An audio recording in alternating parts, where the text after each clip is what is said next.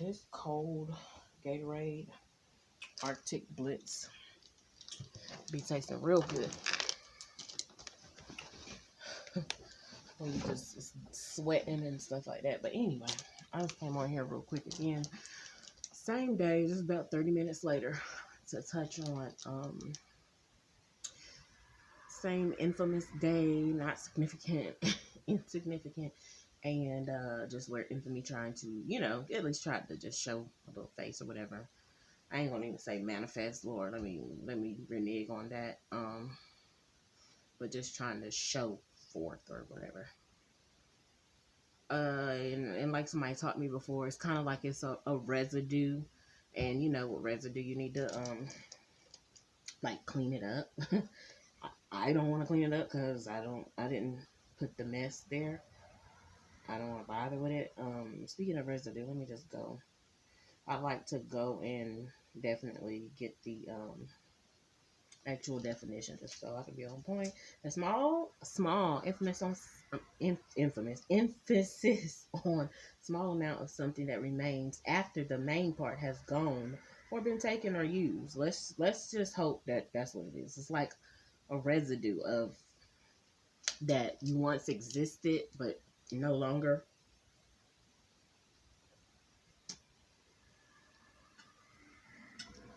Sorry, I'm still taking these Gatorade breaks. You once existed or you tried to exist, but yeah, the main part has gone or been taken or used.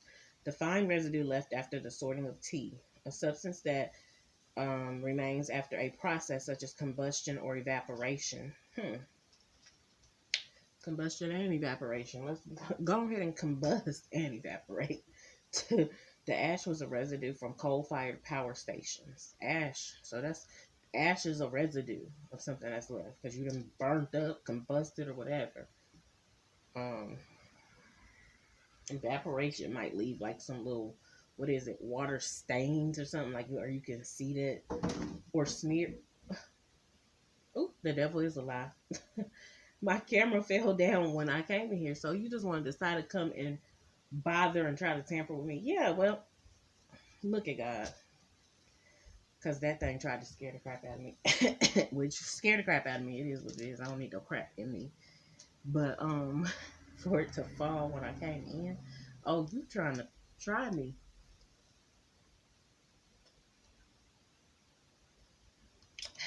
But yeah, anyway.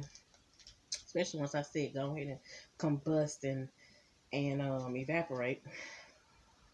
Become ashes or become that little, I guess, stain or smear. Honey, you can wipe a smear up or whatever. But anyway, um,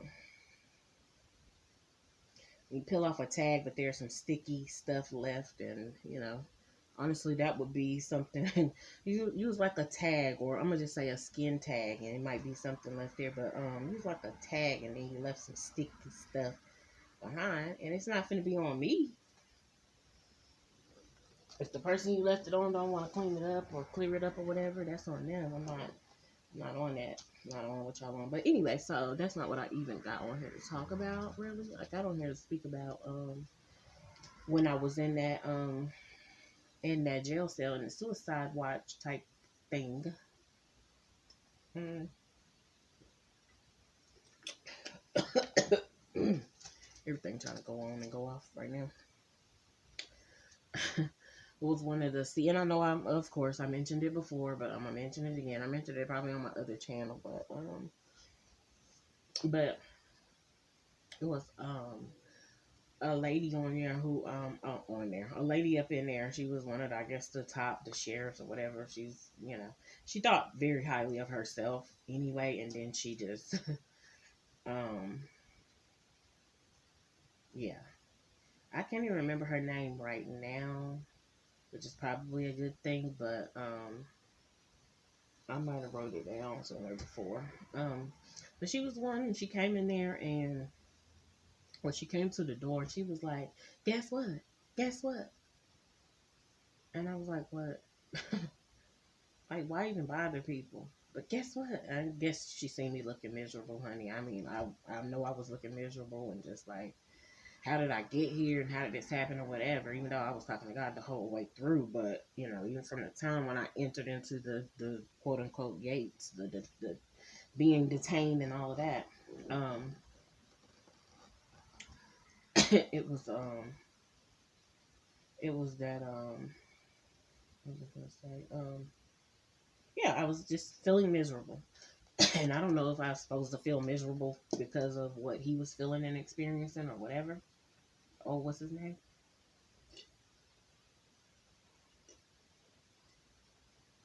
Because I didn't mean to take that on if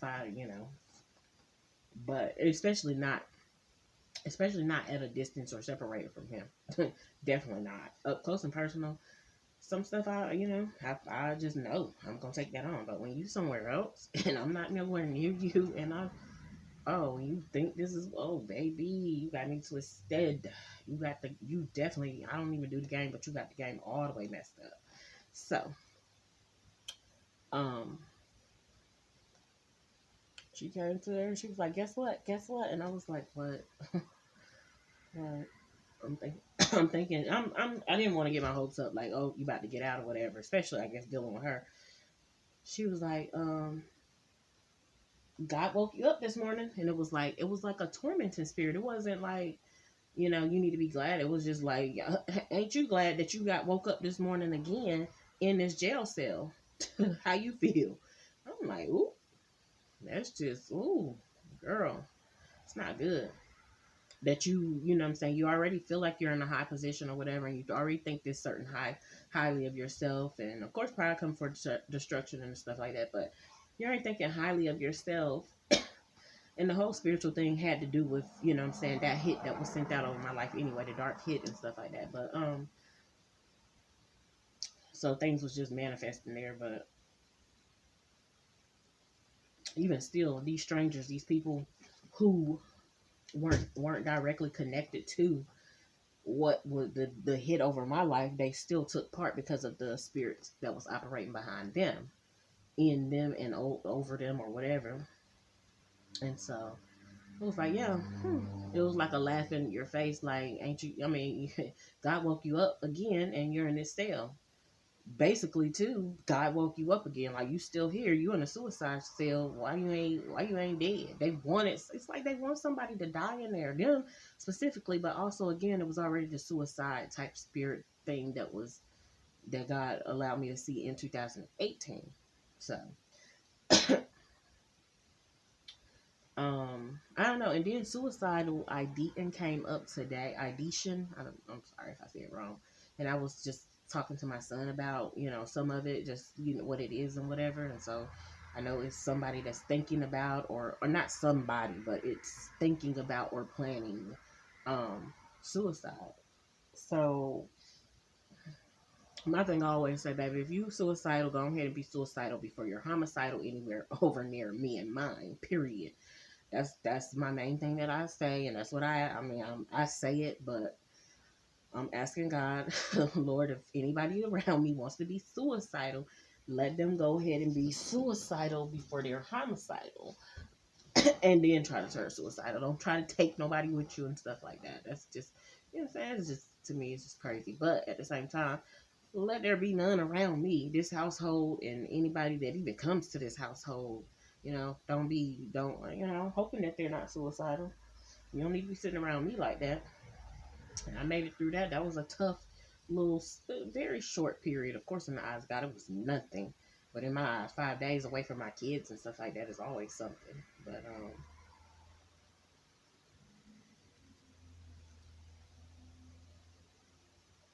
yeah, thinking about that, how she came to the door and said that, and it's like somebody's already in a difficult situation. You want to try to bother them. You still want to try to, like, rub it in their face and bother with them. I'm already in something difficult. And she was one of the ones that, oh yeah, now I remember her name.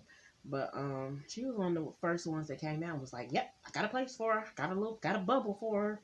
And somebody had already spoke that I was in it's so funny because somebody had already spoke that I was spiritually in a bubble, just, I guess, wherever I went or whatever. And I had dreams that I was like in a bubble or something like that. But yeah, That's literally what I was in, a bubble in a, it was a protective bubble, meaning that, in a bubble people can see in, but they're not really gonna bother you, and not that a bubble, in essence, of course, can pop, and then it's really thin layer of protection, if it's protection at all, if it's even meant to be protection. Um, but yeah, so. But yeah, just think about residue and stuff like that, and like I just feel ill and disgusted with it because it's like, baby, again, you welcomed that in, even though he didn't welcome it in directly. I feel like he just allowed it. He just was, what is it? Is it past? He was, or he just allowed it to happen in his life without a fight or anything, because of who the person was that was trying to get certain stuff accomplished in his life, bad stuff. Um, so let's just look up bubble, just to um, get a clearer. A thin sphere of liquid enclosing air or another gas. So encloses air or another type of gas used. So I'd rather be the air that it was enclosed instead of gas. Which gas, I guess, is a type of. I mean, air is a type of gas. Used to refer to a good or fortunate situation that is isolated from reality or unlikely to last. Well, hallelujah for unlikely to last. In a suicide, you know what I'm saying? Not last, not I wanted to live, but like the situation was unlikely to last. Um, we both lived in a bubble, the kind provided by occupying a privilege. I don't know that is vegetarian privilege building. I don't know. Of a liquid contained bubbles of air, gases rising on the surface, whatever. But I like that used to refer to a good or fortunate situation.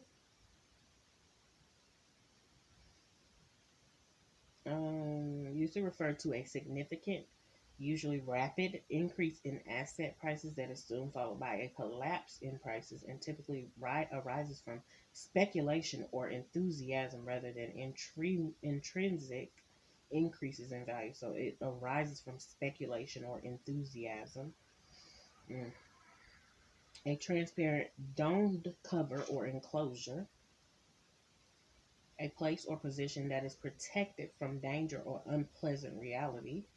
Yep, that's definitely, even though it was designed to be a place where you need to do the end all be all, it was still a place or position that was a place that was protected from danger or unpleasant reality.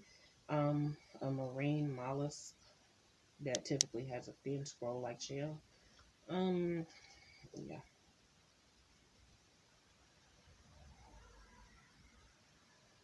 And of course, it tells its origin, verbal, partly imitative, partly verbal. Okay, so anyway, so yeah, it's, well, guess what? It was what Sonic needed on on on Sonic, on the not PlayStation. What was that, Sega, to live when he was under the water? He had to get them bubbles to breathe, bubbles of air to keep on going up under there or whatever. So yeah, but just thinking back on that, and then of course the stuff that was going on in there where they was just not on one accord. They wasn't, and like I said, they wasn't really messy. They wasn't dirty. They was cleaning up. They had the inmates cleaning up stuff and stuff like that. I don't know if they're supposed to do that. I guess that's supposed to be labor. I think some of the inmates wanted to do it so they could get out or whatever, which is that's smart. but it wasn't no dirty place now. It wasn't, as far as I was concerned and remember, and I'm not trying to remember it like that, but it just wasn't a dirty place. So that's the thing. Filth and stuff wasn't just rampant, but it still was definitely some unclean stuff up in there and some unclean spirit stuff in there.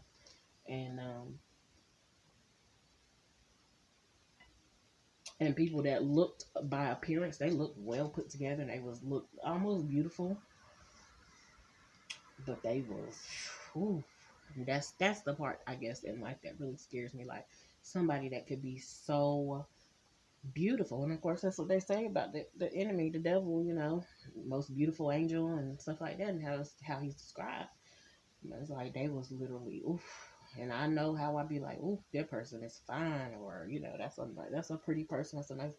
That stuff is now it really creeps me out, and it will, for me, a person like me, or just me specifically, it will have me feeling like, gosh, also, you mean to tell me all beautiful people are, got the enemy or the devil and this, that, and the third? But I've seen some ugly people that really manifest some, or some not so attractive people that really manifest the devil. So I don't want to be deceived as far as thinking that's what it is. But, you know, um, let me turn this camera off. That blue light be on, even though I didn't press recording. Who knows if they can still listen or whatever, whoever they are. I guess, like they say, the powers that be. But yeah, I don't know what to think. I don't know who's who and who's what. Of course, you just gotta have discernment and be able to discern the spirits that's behind the person. And at any given time, sometimes it can be they have a they're operating in a good spirit. I guess if you're not operating in the Holy Spirit, it ain't none of them good. So, but they're operating in something that it seems like a better spirit or whatever. But next thing you know, they feel triggered or whatever the case, or offended or whatever, and then they just wild out. But thinking about that experience or whatever, and I'm just like, of course, I definitely don't feel like that was meant for me. Like I said, I opened up the door and basically allowed, kind of, sort of, not saying this in a prideful or arrogant way, kind of allowed that to happen to me. Because I didn't know that was going to happen if whenever I opened the door or whatever, or gave a foothold. But that's just the thing. You don't know what's going to happen when you let the enemy in and wreak havoc. You let him in or whatever. Somebody else already let him in, but then I just left a foothold like, oh, you can come in if you want to, if you decide to, or whatever. And you don't need to be operating in that uncertainty. You need to choose ye every day. Choose ye this day whom you're going to serve and stick to that. And that's on period. So the day that choose to serve otherwise, then it's consequences. Me personally choose to serve something that the enemy try to offer, or the enemy himself, he definitely don't like me anyway. Like, up out of here. I've been wanting her up out of here for the longest, a long time ago. I guess because he knew, oh, she gonna be effective, or she got the potential to be effective, or whatever the case may be. And I'm like, that's not good.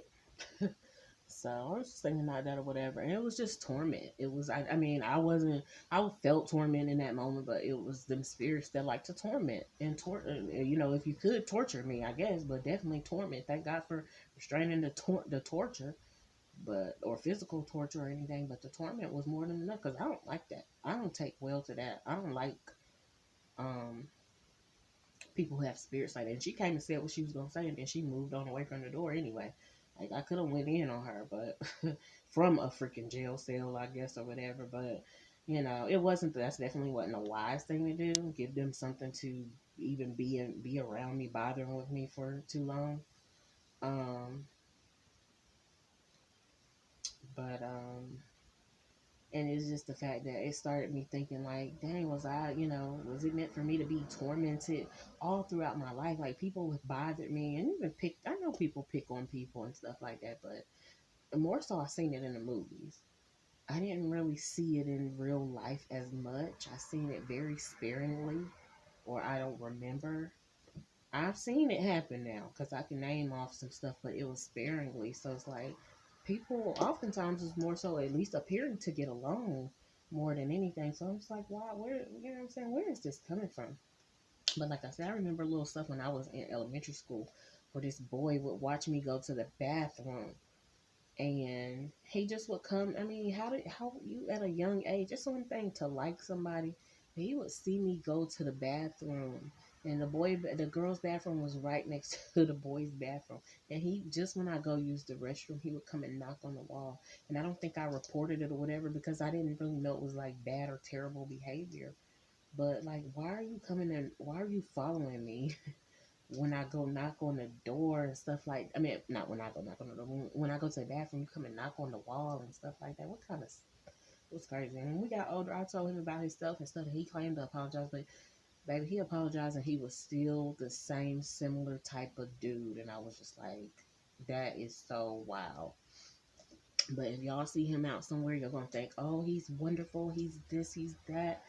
And I told him, I think I'm more upset because I told him this bothered me. You used to do this to me when I was in school. Well, I'm grown now and I'm sorry, and this, that, and the third. And ooh, and I'm telling you, when I think deeper on it, I feel like he literally probably had one of his best friends set up to be killed. And that's just my feelings or whatever. That ain't definitely nothing been confirmed. It ain't nothing I'm finna do no research on or anything like that. But I ain't gonna lie, I be kind of curious about some stuff. I'm like, if you do that, if you did that to me when I was young, ain't no telling what you got going on as a older man who can plot, plan, and scheme a little better. If you can wait till I go to the bathroom, you paying more attention to me than your schoolwork, and then I'm gonna want to go deeper. Like, why is that? Why was you not paying attention in class and stuff? Or am I wrong because I was paying attention to more attention to schoolwork than watching who go in and out of the bathroom and stuff? I mean, literally, he was sitting somewhere, he would see me go to the bathroom, he would do it. It was multiple times. I hated it. I couldn't stand it. I don't know if I even told anybody when I was young, but I couldn't stand it. But that was stuff like that that started early. And if I'd have known back then that oh God, I need to pray this away or I need to pray about this, whew, I would have been in the bathroom like, Lord, please. But you just get scared and paralyzed and tense up. For one, I didn't want nobody hearing me peeing when I go to the bathroom. Because the walls wasn't thin, but they was thin enough for me to hear him knocking on the walls and stuff. Like, and it's almost unbelievable that that happened to me. And I know that to some people it's like, oh, that's all that happened to you. But I don't care. That was more than enough for me. It was so bothersome. That's the way your mama taught you, or have you to treat, if it was you liking me or something like that, whatever it was. I don't know. I thought it was him liking me as a young person. I know I was pretty on the outside, but something was compelling you and trying to draw you. So of course when I got older and I interacted with him and stuff like that. I was drinking at one point in time, and we never had sex, but we almost like got sexual. And then I found out that he had a girlfriend, or I guess a living girlfriend, baby mama, whatever. And then from there, I'm like, oh, okay, I don't want him. I'm saying, I'm not there with him. Um, and then he kept on trying to find out where I moved to my new place where I stayed at. Like he was getting obsessive. I'm not gonna say he was obsessive because I didn't really let him get that close to me, but he was getting obsessive. Like, where you live? Where's your new place? When I was moving and stuff, because he had came to my old place. Honey, I just didn't know. I really didn't know that people was really out here just planning and plotting and stuff like that. Or I mean, even if they're not even planning and plotting, sometimes they come up with the idea when they once you let them in. I just didn't know that you couldn't let everybody in, or let. I knew you couldn't let certain people in, but I didn't know that it was a majority. Or let me not say it was a majority, but it seemed like it's a majority of people. Like, you got to leave them people alone. People got to be left to sort their stuff out for real, wherever they're at. Leave them with the ones that they're already familiar with. That's my take on it. But just going along with that tormenting type of spirit. Then of course I felt tormented. I felt tormented and definitely felt tortured too when I was in second grade and I got beat up by this little girl. I don't even want to call it beat up, but fought on by this little girl and her brother and stuff like that. Of course, we're all grown now, but fought on by them, and I didn't have nobody to save me or help me. I was just walking home from school and stuff like that, and it was two of them. It was one of me, or it was other times, especially this person would do this in front of other people and stuff like that. And I was just like, wow. And of course, it seemed like that person went on to somewhat flourish, and I've seen some aspects, but somewhat flourish. And I ain't gonna lie, sometimes I be wanting people just up out of here, gone, dead, or something to happen to them. I don't wish it on them, but I do be feeling like, Lord, when they have done something to me and I know I haven't bothered with them, or I just know I'm speaking up for myself or something like that, standing up for myself. But sometimes I be feeling like, Lord, if it's only that easy or that simple. But yeah, just thinking about that on today, and then of course the oh, what's his name? He did it in a way too, and it was subtle. He did the little torment. He actually did try to torture me as well, just at times with the pinching and the digging your nails in my skin and just little stuff like that. He did that. So I don't know. That's why I be thinking like, was he into that stuff like sexually too? I mean, he didn't do that with me, but was he into certain stuff? But if he was, he did not show me nothing crazy.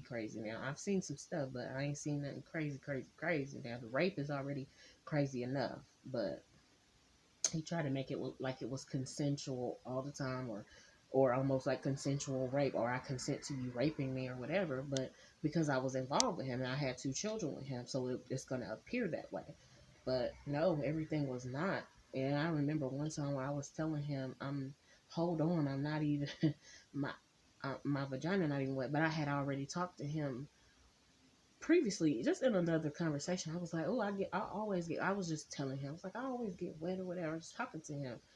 And then it was this time where just something like just kind of like took over him. It was when his sister was staying in his household, and something just took over him. And I was like, hold on, I'm not ready, or I'm not wet. And he was like, no, you said you always get wet. I mean, you could just even the like morph change in his voice. I was like, okay, well, yeah, damn, I didn't just calm down, relax. It was another time when, as soon as he walked in my door, he pulled his pants down and just like started chasing me around the house. And it wasn't like in no playful way. I was fully dressed. I was taking care of our son, and he just walked in. And it was because he said it was because I kept on. He said, of course, the F word, effing with him and this, that, and third. But he was like, because I kept reaching out to him and I was saying some stuff to him. And I was like, well, I need this or I need that or whatever. And he took that as, that's my invitation to come over there and mess with her. But yeah, he just walked in the door with his pants down, and I was running from him. I probably was giggling just a little bit, but it was not really, I look back on it, it was not no giggling matter. It was like, dude, what are you doing? And I tried so much so where I tried to distract him and hand him. I was like, here, take this and put this in the trash. I was trying to give him the baby's pamper. I wasn't scared. I wasn't terrified, should I say. I don't know if I felt scared because I can't remember. It was in 2012, I believe. But I was like, take the baby's pamper and throw it in the trash. And he was like, nope. He pulled his pants down and followed me around the living room door, front door wide open, didn't give a damn. And then after that he just left. Like when I didn't give into it, or I put up a fight or whatever, and he just left. And it was like he did it like nothing. He just showed up over here and he did that, and then I mean that was all of like 30 seconds to a minute that it took, and then that was that. He was out the door. He didn't come to see our son, or if he I mean if he did, if he used that, he was really a good actor. If he was just coming to check on our son and stuff like that. But that, like I said, I was not terrified because I was already used to this person. I was already familiar with this person, should I say. And of course, I already slept with him and stuff like that, and we had baby. But it was just them times when you could tell that somebody is, this person is not the person that I'm used to knowing, or that I, used to being with. It was weird stuff like that. And that's what I don't be wanting to show up in my sons and stuff like that. I'm like, baby, please don't let them be no weirdos like that. And for one, mess around, because when the true colors, what I feel like and believe is the true colors of my son, because they're raised in my household, come out, they're going to end up being hurt or get hurt, and I don't want them to allow those spirits to take over them, to bother with somebody, to be possessed, and then somebody fight them off. But and of course their being is going to be harmed or hurt or whatever. So all that I'm talking about, on this day, I send that right on back to again where I feel like it originated, and wherever, if he send it somewhere where he feel like it originated or came from, good for him. But I don't want that. I don't want that. I don't receive that for myself, my household, my kids, my sons, and just If I'd have known the depths of that, I definitely wouldn't be opening my door, opening my legs and stuff like that. You know what I'm saying? I wouldn't. And then, oh gosh, somebody just recently mentioned and just reconfirmed that they a foul type of person, and I'm just like, that really like scares me that they don't have a problem mentioning it, yet at the same time you want to know the truth. Because if somebody's telling you that, you definitely need to at this point you probably need to believe them, because if they can say that boldly like that, then that's what it is. That's what they choosing to operate in. And maybe I can only imagine, and I ain't trying to even imagine, but mm-mm.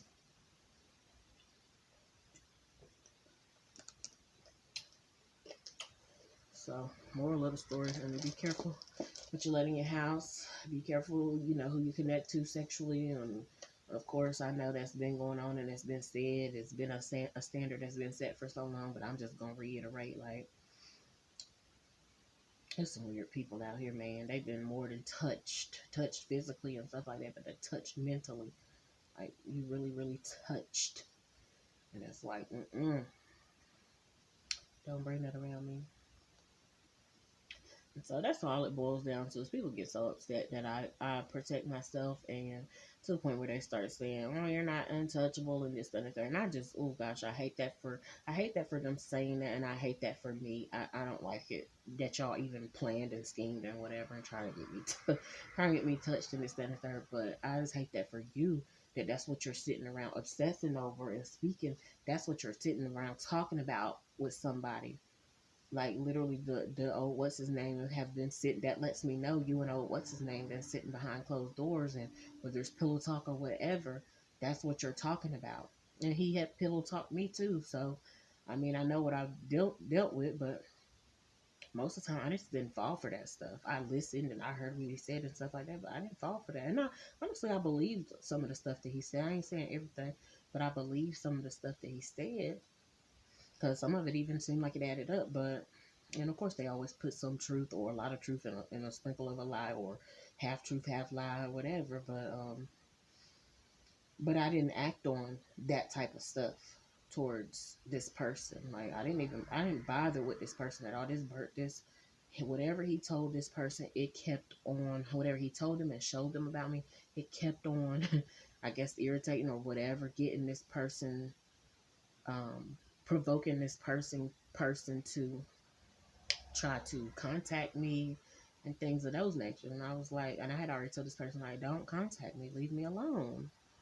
I'm not interested in you. I'm not bothering with you because I'm connected to. So it just ultimately was like, I guess for this person to leave me alone, I'm gonna have to just cut the contact with this person. And then at the time, of course, the oh, what's his name? I loved him and I cared for him deeply and stuff like that. So it was like, why should I have to cut him off, or why should I have to stop talking to him just because somebody else don't like that I have a connection already with him and this, that, and the third. So I don't fully understand it. Maybe I'll get to understand it one day or whatever, but maybe I won't. Maybe I can just, it could just fall off the face of the earth, fall out of my thoughts for real, and just never come back, go into oblivion for real. Um,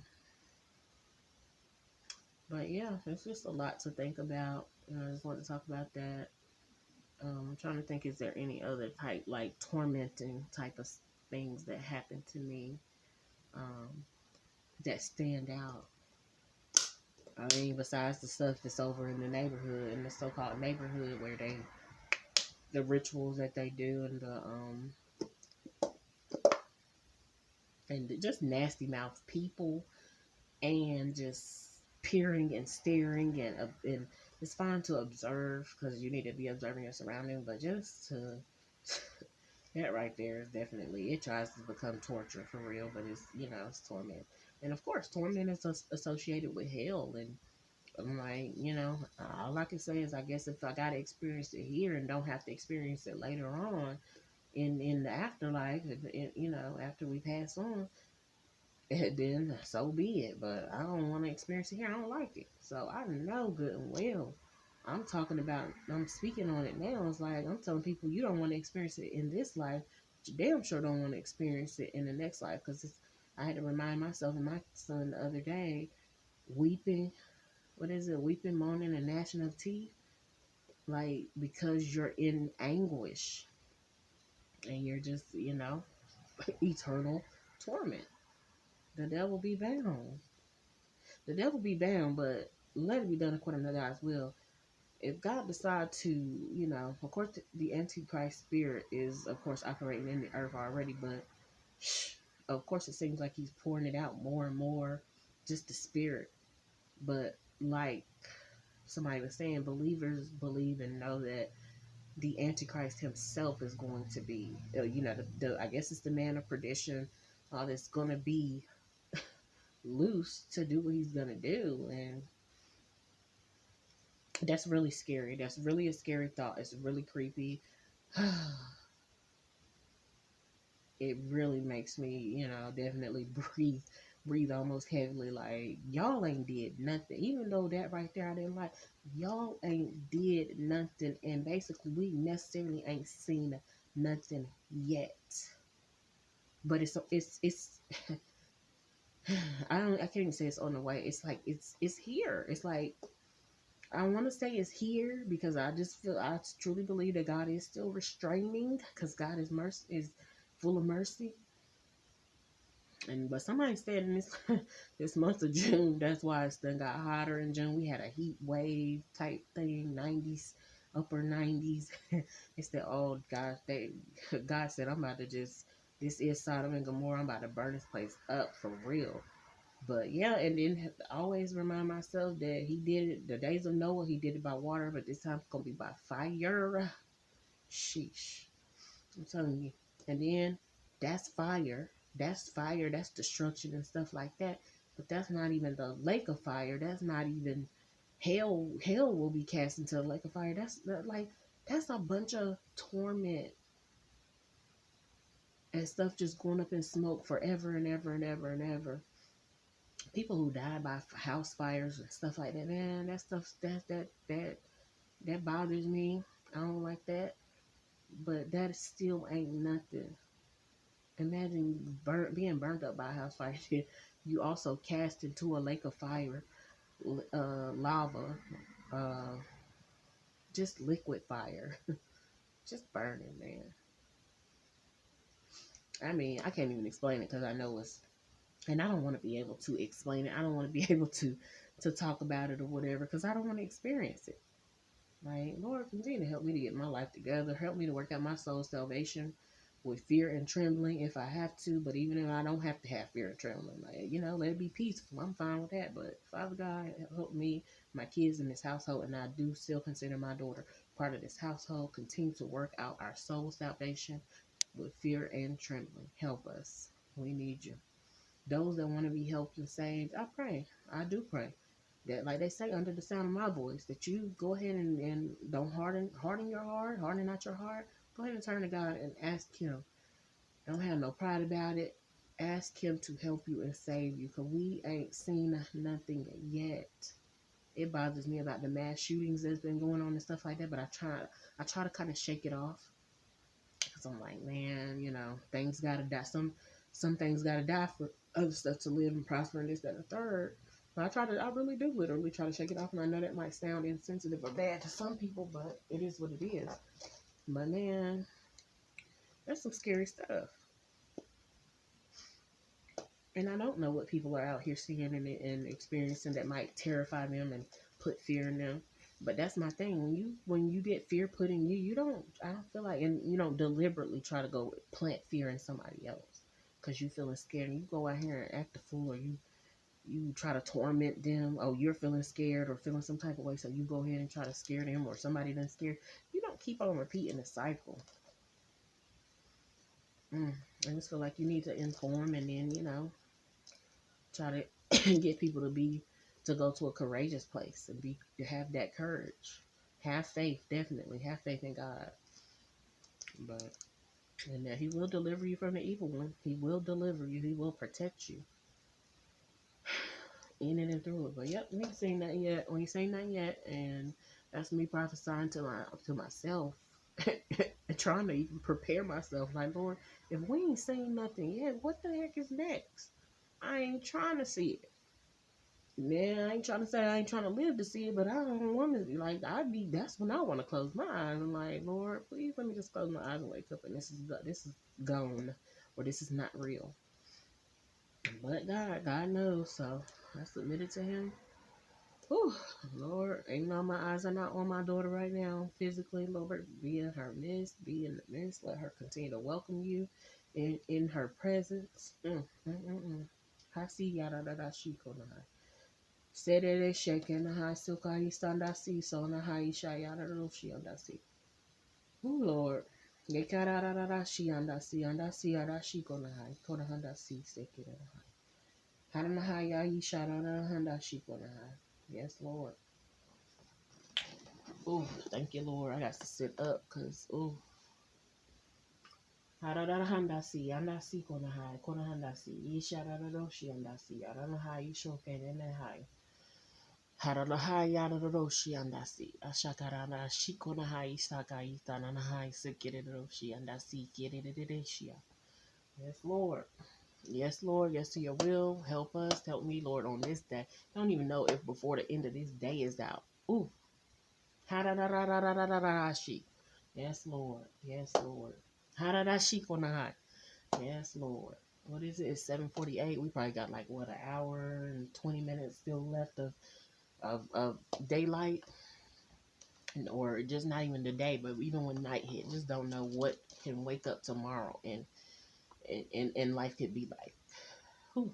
But God knows, God is the God of today, tomorrow, yesterday. So, well, for me anyway, true and living God, help us, Lord. Haranahai shakarana shikonai. And I'm not just talking about even on the individual and personal basis, but I'm talking about on a basis where we would wake up on a collective basis, on a worldwide, on a local, a national, or even bigger. Of course, I've seen some stuff internationally like that just tried to blow me away, and they're not really talking about it. Like whole buildings and stuff got nuked and stuff like that. I thank God that that hasn't happened. Of course, I'm not even gonna say right here at me, but just over here in this town, in this city, or anything like that. On that type of scale. But we might look up tomorrow, and that could be the very reality that places are just getting nuked right there near you. And yep, the USA and stuff like that. Don't be prideful and think you the most protected. But and definitely it's some that done came in, but it was some that was born and birthed here that they already done infiltrated and not even infiltrated. Just gave their life over to the enemy, and that's what they gonna be here to do. That's just the destructive plan that that's what they feel like they gotta carry out. So the I guess the dishonorable part of God's will, like, it's still gonna honor God because He gonna allow them to do what they gonna do because for the ones that really truly want to be saved. But it's the honorable vessels and the dishonorable vessels. It's like, yeah, stuff that matters, like you reporting and calling about somebody grass growing up tall. Hey, that ain't the least of your concerns. That need to be the least of your concerns, for real. And my thing is, don't look to me and look at me. Don't put me on a pedestal, and don't look to me for and think that I'm the one. Yeah, I pray. And I pray that the prayers of the righteous avail much. And I trust God with my prayer life. But He wants you to have that personal relationship and not just looking at your neighbor, so to speak. You know. But honestly, I guess when it's time to be able to come together with your neighbors, and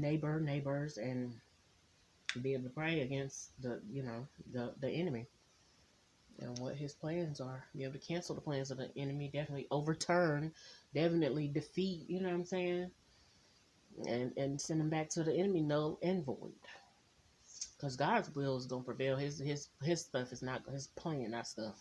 His plans are not going to return to him null and void. Period. It's